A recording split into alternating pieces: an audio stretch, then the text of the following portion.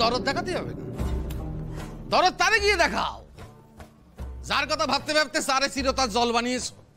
ওসব ভেবেও কোনো লাভ নেই। আপনি কার কথা বলছেন আমি বুঝতে পারছি না। আপনি কার কথা বলছেন আমি বুঝতে পারছি না।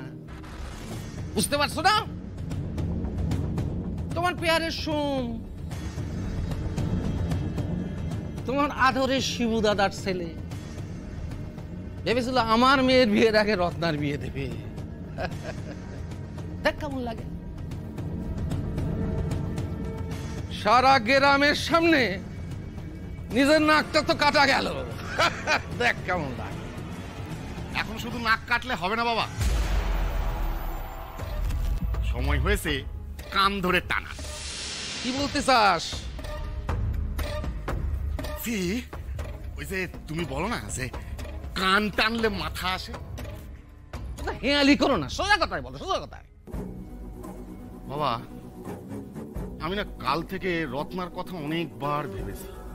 অত ভেবো না বাবা, আমি রত্নাকে বিয়ে করতে চাই। হারাবাদে বংশের মেয়ে, তার মা কিনা পরপুরুষের সঙ্গে পালায় যায়, শেষ মেয়ে রায় বাড়ি কুলবধূ হয়ে।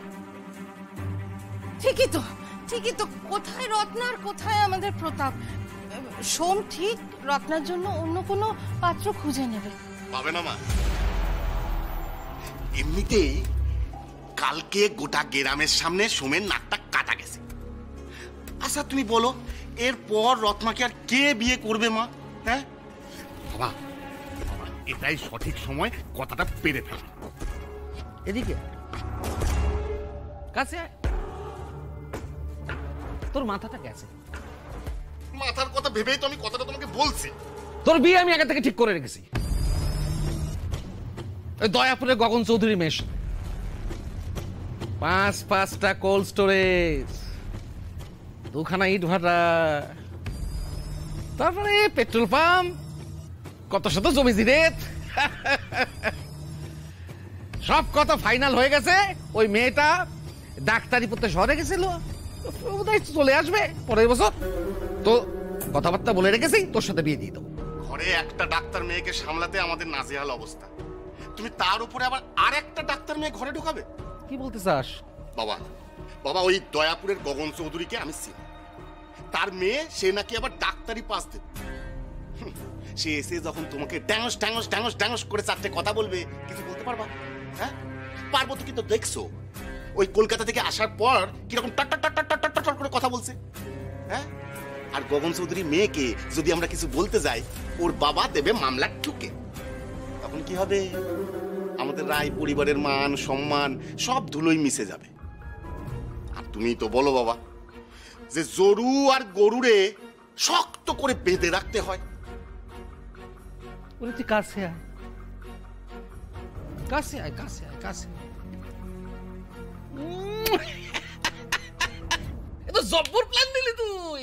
এই আবো, জলদি জলদি জলদি জলদি জলদি।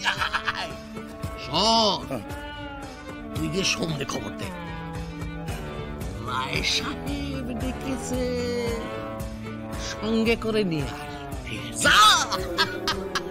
জব্বর প্ল্যান দিয়েছিস। রত্না আসবে এবারের বউ, ওদের দাসীবাদীর মতো খাটাবো। কাল যে হয়েছে তারপর থেকে আমি ভেতরে ভেতরে বড় দমে গেছি রে। কি করবো রায় সাহেব, সবই যে কপাল। কপালের দোষ দিলে চলবে না। মানুষ তার নিজের ভাগ্য নিজে রচনা করে। কালকে ওই গায়ের সবার সামনে যেভাবে তোর মায়ের কথাটা আবার উঠলো, আমি সারা রাত চোখের পাতা এক করতে পারিনি। বারবার ভেবে গেছি, আচ্ছা তার মায়ের অপরাধের জন্য কেন ছেলে মেয়েগুলো শাস্তি পাবে? ঘুমোতে পারিনি, ঘুমোতে পারিনি। তোদের তো কখনো আমি নিজের ছেলের মেয়ে ছাড়া কিছু ভাবিনি, বল তুই? জানি তো রায় সাহেব, আপনি তো সারাটা জীবন আমাদের মাথার উপর হাত রেখেছেন, আমাদেরকে আগলে রেখেছেন। আগলাতে তো চাই, আগলাতেই তো চাই তোরে। তাই মানে সিদ্ধান্ত নিয়েছি। কি সিদ্ধান্ত রায় সাহেব? অবশ্য তোর যদি মত থাকে কি বলছেন রায় সাহেব? আপনি কোনো সিদ্ধান্ত নেবেন, আমি আমার মত দেবো? আমার অমত থাকতে পারে? আমি চাই না যে রত্নারে আর কেউ একটাও ও কতক্ষণ কথা বলুক।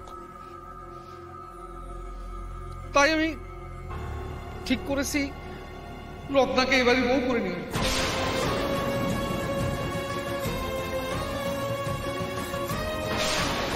প্রতাপের সঙ্গে রত্নার বিয়ে দেবো। রাজি তো? শোন, কিছুতেই রাজি হোস না এই বিয়েতে।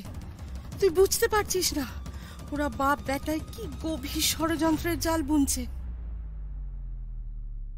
চুপ করে থাকিস না শোন, চুপ করে থাকিস না। তুই আমারে বল, তুই রাজি তো?